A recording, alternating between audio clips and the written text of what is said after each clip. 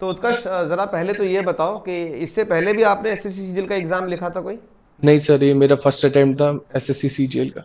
पहले में ही आपने टैक्स असिस्टेंट आईटी ज्वाइन कर लिया? Yes sir. तो आपका थोड़ा बताएंगे, प्री का मार्क्स, मेंस का मार्क्स, सब्जेक्ट वाइज, और आपका टीयर 3 के मार्क्स जरा आप बता सके बच्चों को तो। श्योर।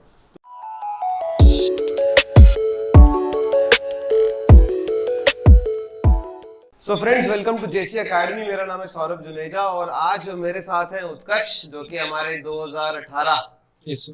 के एसएससी सीजीएल के एस्पिरेंट है और इन्होंने 2018 का एसएससी सीजीएल का एग्जाम फाइनली क्रैक कर लिया। तो आज हम उत्कर्ष से करने वाले हैं बहुत सारी बातें, और उत्कर्ष के साथ एक खास बात भी है कि उत्कर्ष हमारे स्टूडेंट्स के बैचेस में one of the youngest students हैं इस एग्जाम को क्रैक करने के लिए। तो चलिए बिना किसी समय को वेस्ट करते हुए सुनेंगे सारी की सारी कहानी उत्कर्ष की जुबानी। और उत्कर्ष, आपसे हमारी आशा है कि इस इंटरेक्शन के जरिए जितने भी बच्चे जो 12वीं पास करते हैं, जो जो ग्रेजुएशन में एंटर ही करते हैं, क्योंकि लोगों को एक ये लगता है कि बहुत समय लगता है एसएससी का एग्जाम क्रैक यस करने सर। के लिए और एज भी ज़्यादा होनी चाहिए, तो वो सारे क्वेरीज हम आपसे आज पूछेंगे। श्योर। तो सबसे पहले तो उत्कर्ष अपने बारे में कुछ बताएं। सो बेसिकली माई सेल्फ उत्कर्ष करे। मैं झांसी सिटी से ही बिलोंग करता हूँ and I am just 21 years old. मैंने अपना 10th 12th Hindi medium UP board से कंप्लीट किया हुआ है। उसके बाद मैंने बीबीसी कॉलेज से बीएससी एंड एमएससी केमिस्ट्री 2020 में कंप्लीट की हुई है। तो बीएससी आपने जो ऑप्ट किया था 12वीं के बाद, उसके पीछे कोई पर्पस था या मतलब ऐसे ही कि बस बीएससी करना है? इस ग्रेजुएशन के लिए सर अलग अलग स्ट्रीम्स होती हैं, बीए बीकॉम बीएससी, एंड मेरा साइंस बैकग्राउंड था और मुझे साइंस पसंद भी थी, so that's why I chose BSc. तो आपका 12th में आपके पास मैथ्स था? Yes sir. और हिंदी मीडियम से थे या इंग्लिश मीडियम से? हिंदी मीडियम से। तो सबसे पहला सवाल तो यही बन जाता है कि कई बच्चों को लगता है कि क्योंकि एसएससी का एग्जाम क्रैक करना है तो मैथ्स और इंग्लिश दोनों ही स्ट्रांग होने चाहिए। Yes sir. तो आपको कभी ये नहीं लगा कि आप हिंदी मीडियम से, तो ये आपके लिए डिसएडवांटेज है? यस सर, थोड़ा डिसएडवांटेज तो होता है सर हिंदी मीडियम स्टूडेंट्स को, क्योंकि सर उनकी पूरी जो स्टडी होती है पूरी हिंदी मीडियम में होती है। तो जब मेंस का एग्जाम होता है एसएससी सीजीएल का, तो उसमें जो इंग्लिश पोर्शन आता है वो अंडरस्टैंडिंग वाला पोर्शन ज्यादा होता है। उसमें कॉम्प्रिहेंशन होता है, क्लोज टेस्ट होता है, पीक्यूआरएस होते हैं। तो जो एक इंग्लिश मीडियम का स्टूडेंट होता है वो उसके लिए ईजी होता है, क्योंकि उसने शुरू से थ्रू आउट हिज स्टडी उसने उन सब चीजों को पढ़ा हुआ होता है। तो थोड़ा एक डिसएडवांटेज तो जरूर होता है, लेकिन अगर आप एक प्रॉपर स्ट्रेटेजी बना के उसको टैकल करें तो इजीली आप भी इंग्लिश में एक अच्छा स्कोर कर सकते हैं।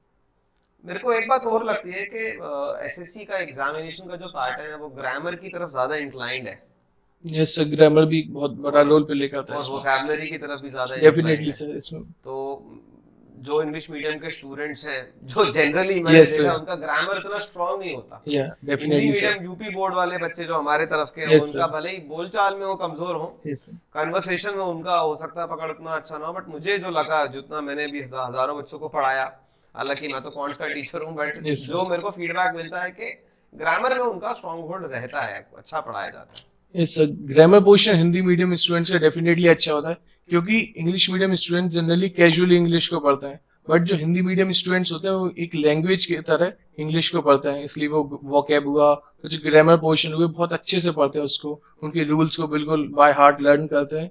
सो वो बहुत उनके हेल्प करता है जो एसएससी का एग्जाम होता है उसमें। अब मेरा अगला क्वेश्चन उत्कर्ष आपसे ये है कि आपको कब ये रियलाइज हुआ कि आपको कॉम्पिटिटिव एग्जाम्स की तरफ जाना है, या आपको ये कैसे पता लगा कि आपको एसएससी का तैयारी ही करना है? सो सर, जब मैं बीएससी अपनी कर रहा था तब ऐसा कोई प्लान नहीं था कि मुझे गवर्नमेंट जॉब की प्रिपरेशन करना है। जब मेरा बीएससी सेकेंड ईयर कंप्लीट हुआ और तो मेरे फ्रेंड्स भी अलग अलग इंस्टीट्यूट ज्वाइन कर रहे थे, so at that time I thought I should also join a institute, so that मेरी भी एक बेसिक कमांड हो अलग अलग सब्जेक्ट्स पे, मैथ्स पे, इंग्लिश पे। इसलिए उस टाइम मैंने जेसी एकेडमी ज्वाइन की, जो कि बहुत ही गुड डिसीजन साबित हुआ मेरे लिए, बिकॉज यहाँ पे जो भी टीचर्स हैं, चाहे सौरभ सर हो, मैथ्स वाले या जीएस वाले, सब बहुत ही अच्छा एक आपको एक प्लेटफॉर्म प्रोवाइड कराते हैं, आपको बेसिक अंडरस्टैंडिंग देते हैं हर टॉपिक्स की, और फिर बाकी आपकी अपनी मेहनत होती है, आप उसको कैसे एक लेवल अप करते हैं अपने पर्टिकुलर एग्जाम के लिए। तो यहाँ आने के बाद जब आपके फेस टू फेस क्लासेस यहाँ शुरू हुए, यस सर। 2-2 घंटे की क्लास हम लोग यस लेते सर। थे, तो कुछ आपको रियलाइजेशन हुआ कि और पढ़ाई करनी है, कम पढ़ाई करनी है? कई बच्चे मैंने देखा है आते तो बड़े जोश और मोटिवेशन के साथ हैं, बट जब वो तैयारी शुरू कर लेते हैं 1-2 महीने में ज्यादातर बच्चों का मोटिवेशन खत्म हो जाता है। Yes sir. तो आपने किस तरीके से इस जर्नी को जब स्टार्ट किया, तो आप ज्यादा मोटिवेट हुए या कम मोटिवेट हुए, आपके साथ क्या रहा?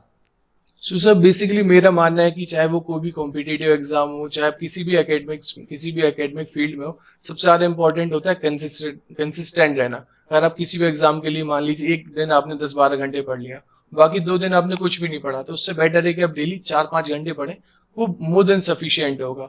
तो consistency is the key in every exam. और इस इंस्टीट्यूट में जो आप हो और बाकी टीचर्स भी हैं, वो भी आपको मोटिवेट करते हैं कि आप और भी अपना बेस्ट दें और भी अच्छा परफॉर्म करें। तो वो एक बहुत इंपॉर्टेंट फैक्टर होता है। ये तो हमको लगता है एज अ फैकल्टी पढ़ाने के साथ साथ जो इक्वली इम्पोर्टेंट हमको लगता है वो बच्चों का मनोबल बनाए रखना यस सर। बहुत ज़रूरी है, क्योंकि गवर्नमेंट एग्जाम्स के प्रिपरेशन की अगर हम बात करें तो एक तो टाइम टेकिंग प्रोसेस और कंपटीशन डेफिनेटली इतना सर। हाई है कि बच्चों का मनोबल पहले टूटता है यस सर और कोई डेफिनेटली। काम बाद में होता है। तो धीरे धीरे हम लोगों को लगता है कि हाँ, मनोबल मेंटेन कर पाना बहुत इंपॉर्टेंट हमारे लिए है। Yes sir. जैसे कि सर 2018 का एग्जाम अब जाके उसका रिजल्ट डिक्लेयर होगा 1 अप्रैल सब लोगों 2021 ने को। मिलके कितना यूट्यूब पे, यस ट्विटर पे सर। कैंपेन लगाया, करा, हो हल्ला तब हुआ, लेकिन जाकर। अल्टीमेटली चीजें जो है अब पटरी पे आती हुई दिख रही यस हैं। सर। तो उत्कर्ष, जरा पहले तो ये बताओ कि इससे पहले भी आपने एसएससी सीजीएल का एग्जाम लिखा था कोई? नहीं सर, ये मेरा फर्स्ट अटेम्प्ट था एसएससी सीजीएल का।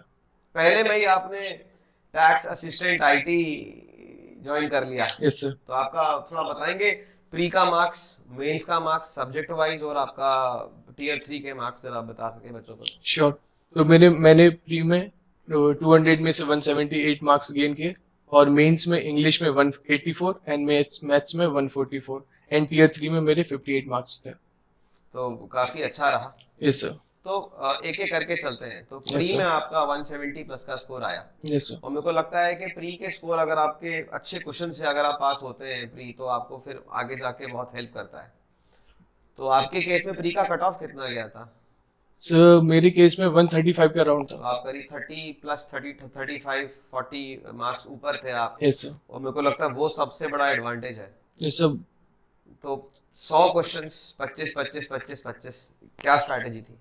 सर मेरी यही स्ट्रेटेजी थी कि जो मेरा पोर्शन स्ट्रांग है मैं उसको पहले करूं, और बाकी चारों सेक्शंस मैंने अच्छे से प्रिपेयर किए हुए थे। तो मेरा यह था कि मैं पहले रीजनिंग करता था, उसके बाद इंग्लिश करता था, फिर मैं जीएस करता था, और फिर मेरे पास मैथ्स के लिए लगभग 30 मिनट्स होते थे, तो मैं इजीली अगर पेपर टफ भी आए तो उसको इजीली कर लेता था। तो जब तुमने पढ़ाई शुरू करी यस तो सर। जाहिर सी बात है, हम लोगों ने, हमको अच्छी तरह याद है, हमारे सेशन के स्टार्ट में पूरा सिलेबस लिखवाते हैं आप यस लोगों सर। को, ये सिलेबस है, ये सीक्वेंस हमारी तरफ से हम यस करते सर। हैं।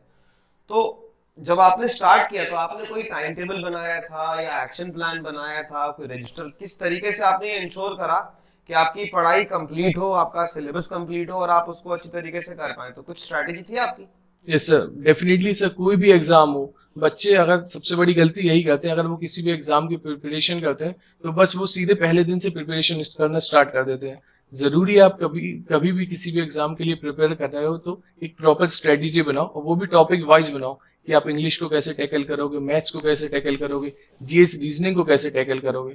तो सर मेरी स्ट्रेटेजी ये थी कि मैंने इंग्लिश और मैथ्स पे ज्यादा फोकस किया, क्योंकि मेंस में मैं तो इंग्लिश आता है। बाकी जीएस को मैंने टॉपिक वाइज पढ़ा, जो टॉपिक ज्यादा एग्जाम में आते थे, क्योंकि जीएस के साथ इश्यू ये है कि उसमें आउटपुट कम आता है, इनपुट ज्यादा देना होता है, टाइम टेकिंग चीज है वो। इतना पढ़ो तो इतना इतना निकलेगा। आता है, और मैं मास्टर्स कर रहा था तो सर उतना मैं टाइम नहीं डिवोट कर पाता तो था। आप एमएससी के साथ साथ आपने तैयारी इस करी? एमएससी के साथ मैंने प्रिपरेशन किया। तो जब आपने प्रिपरेशन स्टार्ट किया था तो आपकी एज कितनी थी इस समय? तब से मैं 18 का था। तो मतलब बिल्कुल जब आप जस्ट बालिग हुए तब से शुरुआत कर दी थी, यस सर। और अब आप 21 के हो गए। Yes sir. तो प्रिपरेशन में आपको लग गया समय? Yes sir. प्रिपरेशन में नहीं सर, एग्जाम ही इतना वो स्लो तो खैर प्रोसेस है। एसएससी है तो अब सभी जानते हैं कि यस एक सर। साल 2 साल तो कोर्ट केस चलेगा, फिर हम ट्विटर कैंपेन करेंगे और फिर जाके रिजल्ट सरकार आएगा। थोड़ा सा जागेगी और फिर कुछ होगा। Yes sir. तो ये रहा। तो कुछ आपको, जब आपने पढ़ाई शुरू करी, आपने शुरुआत के कुछ मॉक्स भी दिए होंगे यस सर डेफिनेटली और सर। उनमें कुछ झटके भी लगे होंगे कि यार ये तो कुछ भी नहीं हो रहा है, इसमें नंबर ही नहीं बढ़ रहे। तो यस सर। इनिशियल फेलियर्स या इनिशियल स्टेजेस पे जो आपको लगा कि भाई बात नहीं बन रही या उतने नंबर नहीं आ रहे, तो उसको कैसे आपने फेस करा? यस सर, जब मैंने ये इंस्टीट्यूट ज्वाइन किया था तब मैं पहले दिन से ही जब आता तो यहाँ पे मॉक्स होते थे, हर वीकली हाँ मॉक्स होते सैटरडे थे। हम कराते थे यस मॉक्स। सर, तो मैं उसको हर मॉक को अटेंड करता था। ऐसा कभी नहीं हुआ कि मैंने मॉक अटेंड नहीं किया, चाहे मेरी प्रिपरेशन हो या ना हो, क्योंकि स्टार्टिंग में प्रिपरेशन किसी की भी नहीं होती, बट मैं मॉक जरूर अटेंड करता था। वो बहुत एक बिग डिसीजन मेरे लिए साबित हुआ कि जब भी मैं मॉक्स देता था तो मैं देखता था यार मेरे मार्क्स इतने नहीं आ रहे हैं, मेरी 15-20 रैंक आ रही, बाकी लोग इतने अच्छे अच्छे मार्क्स आ रहे हैं। तो वही मैंने देखा कि मैं किन टॉपिक्स में लैग कर रहा हूँ, इंग्लिश हो या मैथ हो, कि मैं उन क्वेश्चंस को कैसे करूँ कि जल्दी कर लूँ, क्योंकि टाइम उतना नहीं होता। इसमें 100 क्वेश्चंस होते हैं प्री में और 60 मिनट होता है, आपको चारों सेक्शंस को अच्छे से करना होता है। तो वही जहां मैं लैग करता था जिन टॉपिक्स में, जिन कॉन्सेप्ट्स में, बाकी मैं अपने जो फैकल्टी होती थी उनके साथ डिस्कस करके उनको इम्प्रूव करने की कोशिश करता था। कई बच्चों का ऐसा मानना है कि जब तक पूरा सिलेबस हम ना कर लें कोचिंग में कवर, तब तक मॉक्स लगाने का कोई फायदा नहीं है।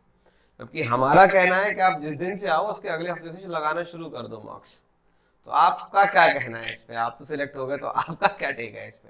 तो डेफिनेटली सर, जैसा आपने सजेस्ट किया अभी कि कोई भी बंदा अगर किसी भी एग्जाम की प्रिपरेशन कर रहा है तो वो ये नहीं सोचे कि वो जब पूरी कंप्लीट प्रिपरेशन कर लेगा तब मॉक्स देना स्टार्ट करेगा। ऐसा नहीं है कि, और प्रिपरेशन एक ऐसी चीज है कि वो तो चलती रहती है, हमेशा कंटिन्यूअस रहती है। ऐसा नहीं है कि आपने एक बार प्रिपरेशन कर ली तो बस कंप्लीट हो गई। वो प्रिपरेशन आपकी हमेशा चलती रहेगी जब तक आपके हाथ में जॉब नहीं होगी।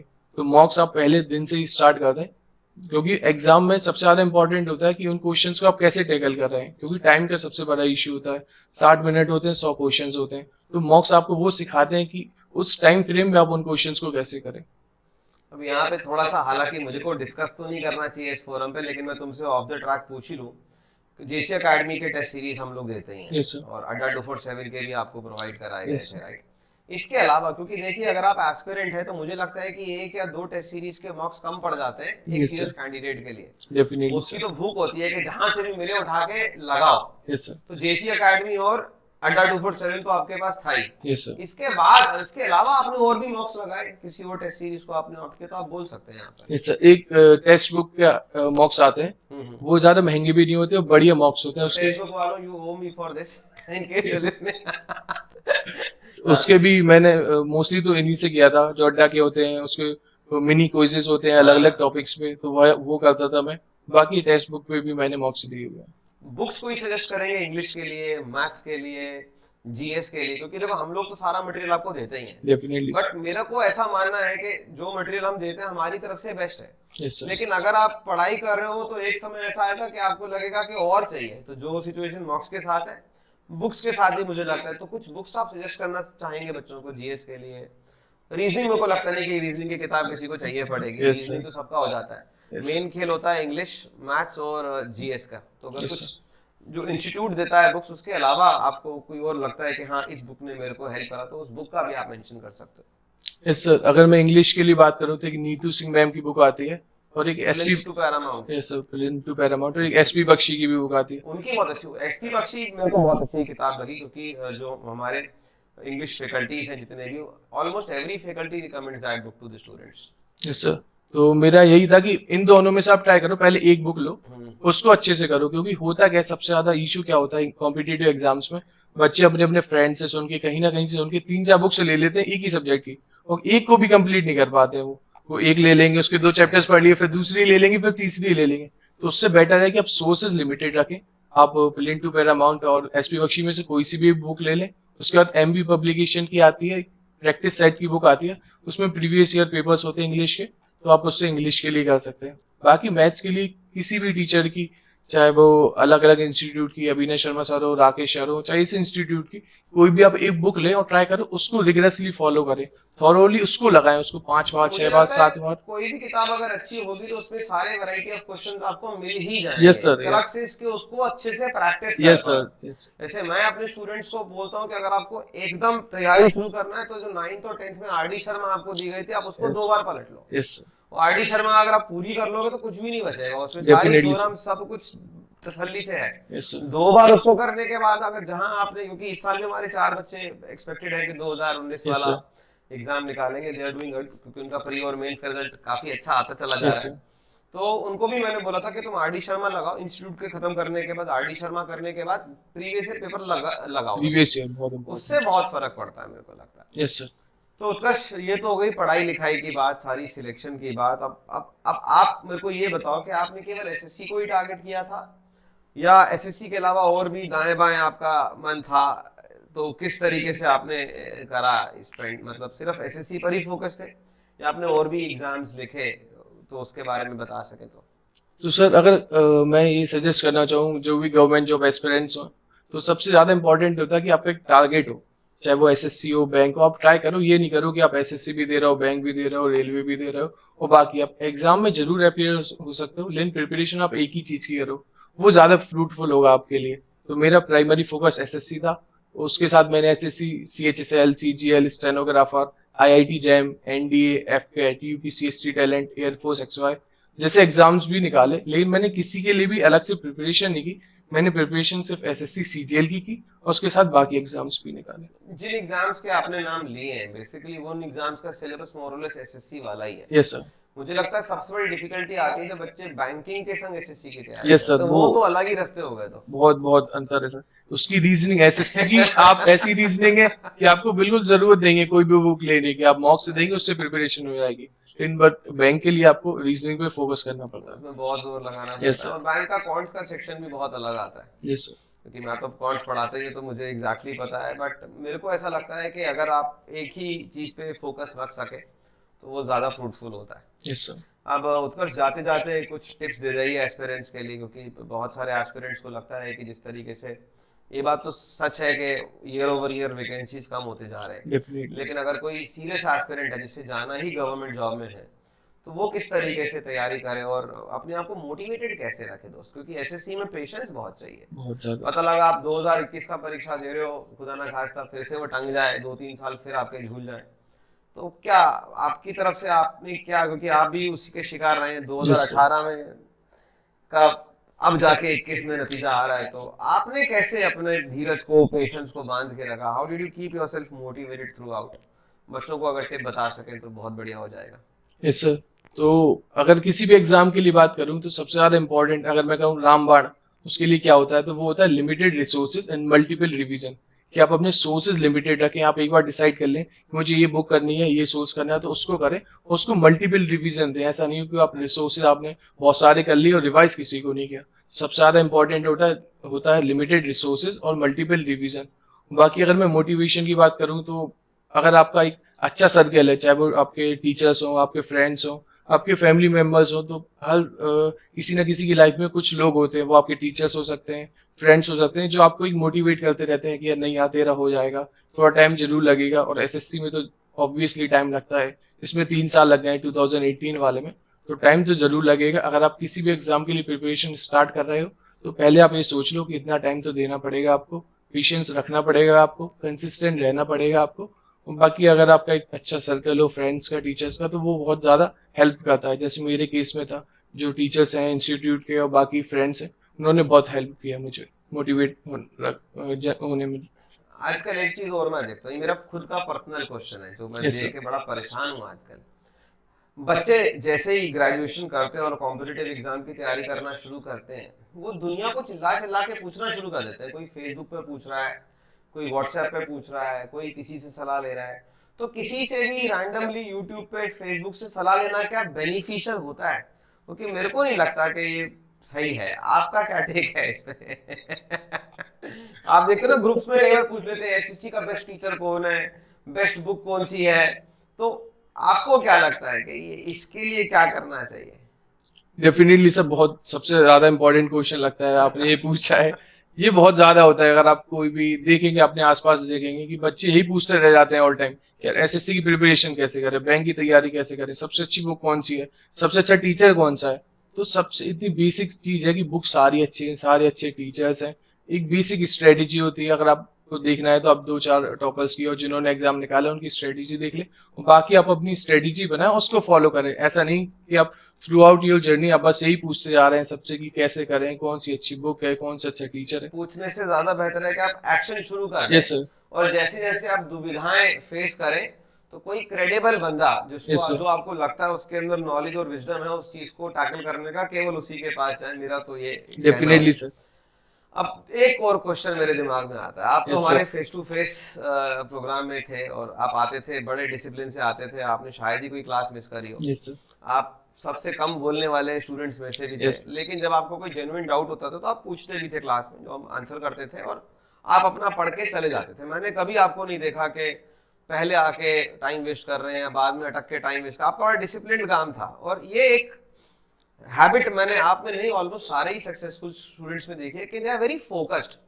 मतलब उनका फोकस बिल्कुल क्लियर था कि मेरे को आना है, मुझे पढ़ना है और मुझे जाना है बस। अब चूंकि लॉकडाउन भी आ गया, हो गया, फिर आ गया, माहौल ऐसा है कि बड़ा अनसर्टेनिटी है, तो फेस टू फेस क्लासरूम हर बच्चा नहीं ले पाता। कुछ बच्चे ऐसे होते हैं जो केवल फेस टू फेस पे डिपेंडेंट है, कुछ बच्चे ऐसे होते हैं जो फेस टू फेस के साथ साथ ऑनलाइन भी रिसोर्सेज को देखते हैं, और कुछ बच्चे ऐसे हैं जो केवल ऑनलाइन के ही भरोसे हैं। तो अगर हमें फेस टू फेस या ऑनलाइन जाना हो तो उन बच्चों के लिए टिप्स बताओ जो ऑनलाइन रिसोर्सेज को ढूंढ रहे हैं, क्योंकि मुझे ऐसा लगता है कि ऑनलाइन में बहुत टाइम वेस्ट होता है। तो आपका क्या टेक है, अगर ऑनलाइन जाना है, यूट्यूब से पढ़ना है या किसी से पढ़ना है, तो किन बातों पे ध्यान होना चाहिए कि हमारा समय ना खराब हो और ऑनलाइन में हम ज्यादा से ज्यादा सीख सकें? तो सर अगर चाहे वो ऑफलाइन मोड की बात हो, ऑनलाइन मोड की बात हो, तो दोनों में ही सबसे ज्यादा इंपॉर्टेंट है कि डिसिप्लिन है। जैसे सर ने अभी मेंशन किया, अगर आप ऑफलाइन आ रहे हो तो ऐसा नहीं हो कि आप 1 घंटे पहले आ गए, अपने फ्रेंड के साथ बाहर खड़े हो, कहीं घूम रहे हो, फिर 2 घंटे आपने लेक्चर लिया, फिर कहीं चले गए। आप अपने टाइम से आइए, क्योंकि टाइम बहुत ज्यादा इंपॉर्टेंट होता है। उतना आपको अभी शुरू शुरू में तो नहीं लगेगा कि यार टाइम बहुत है, आराम से प्रिपरेशन करेंगे, लेकिन जब 2-3 साल हो जाते हैं, आपका सिलेक्शन नहीं होता है, तो बहुत ज्यादा प्रेशर बिल्ड होता है। फिर आपको वो टाइम याद आता है कि यार उस टाइम डिसिप्लिन रहता मैं, तो वो बहुत ज्यादा हेल्पफुल मेरा रहता। ये काम निपट गया होता टाइम यस सर। पे। और अगर ऑनलाइन की भी बात करें तो ऑनलाइन में भी यही होता है, आप यूट्यूब खोलते हैं कि मैं इस टीचर की क्लास लूंगा, वो पता चलता है कि आप 4 घंटे अलग अलग जो चीजें होती हैं ऑनलाइन वो देखते हैं, और बस जब आप यूट्यूब बंद करते हैं तब आपको याद आता है यार मैंने वो लेक्चर तो लिया नहीं, और बाकी 4 घंटे कोई मूवी कोई वेब सीरीज देख डाली। तो डिसिप्लिन बहुत जरूरी है, आप किसी भी मोड में पढ़ें, कहीं पर भी पढ़ें, डिसिप्लिन रहे, चाहे ऑनलाइन रहे चाहे ऑफलाइन रहे, डिसिप्लिन बहुत जरूरी है। तो आपने कैसे डिसिप्लिन ड्राइव करा है? आपको भी मन तो करता होगा मूवी देख लूं, फेसबुक ज्यादा कर लूं, व्हाट्सएप कर लूं, तो आपने कुछ ऐसा करा था कि भटके ना इन सब चीजों में? कुछ आपने कुछ स्ट्रेटजी अपनाई थी? Yes sir. मेरा ऐसा नहीं था कि मैं भी पूरे टाइम पढ़ता था, लेकिन मेरा ये था कि मुझे इतना टाइम स्टडी को डिवोट करना है और बाकी अपने एंटरटेनमेंट को भी करना है। मैं भी जाता था, खेलता था, मूवीज वेब सीरीज मैं भी देखता था, बट ये मेरा क्लियर था कि मुझे इतना टाइम स्टडी को डिवोट करना है और इतना टाइम अपने एंटरटेनमेंट को डिवोट करना है। तो सब सॉर्टेड था। Yes sir. तो बहुत मजा आया उत्कर्ष आपसे बात करके, और अगली बार, अभी तो खैर हम एक शूट कर रहे हैं, बट अब जब बैच लगेगा तो मैं आपको बुलाऊंगा। हम एक फेलिसिटेशन भी प्लान कर रहे हैं अपने स्टूडेंट्स का, बट कोविड के चलते बहुत लिमिटेड रिसोर्सेज हमारे पास है, बट हमारे बहुत बहुत शुभकामनाएं यस सर। और we wish you all the very best. Thank you sir. और इस जॉब के जरिए आपको एक बहुत अच्छा प्लेटफॉर्म मिल गया है आगे जाने के लिए। Yes sir. बस यहीं पे संतोष पालेंगे, आगे भी जद्दोजहद करते रहेंगे आगे और अटेम्प्ट करने के लिए। क्या आपका आगे का क्या प्लान है?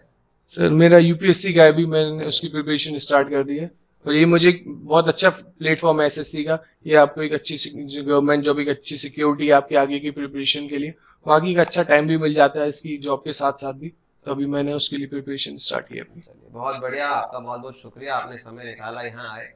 एज फैकल्टीज, एज इंस्टीट्यूट, हमको तो बहुत खुशी होता है जब हमारे स्टूडेंट्स एग्जाम्स को क्रैक करते हैं, और इस तरह के इंटरेक्शन से, क्योंकि अब तो माध्यम भी बढ़िया है, पहले हम केवल बच्चों को क्लास में बुलाते थे और फेलिसिटेशन होता था, अब तो दुनिया तक पहुंचती यस है सर। बात यूट्यूब के जरिए। तो हमारा उद्देश्य यही रहता है कि जो बच्चे सक्सेसफुल हुए उनके थ्रू, जो उन्होंने सही चीजें करी, या ऐसा बोला जाए उनकी जो चीजें सही बैठ गई, यस सर। जिससे उनको डेफिनेटली। नतीजा मिलता चला गया, तो वो दुनिया तक पहुंचे, ये उद्देश्य था।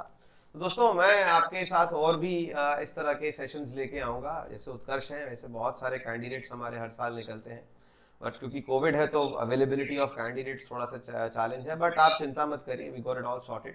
And Utkarsh, all the very best for thank future. You sir. God bless you and best wishes from our side.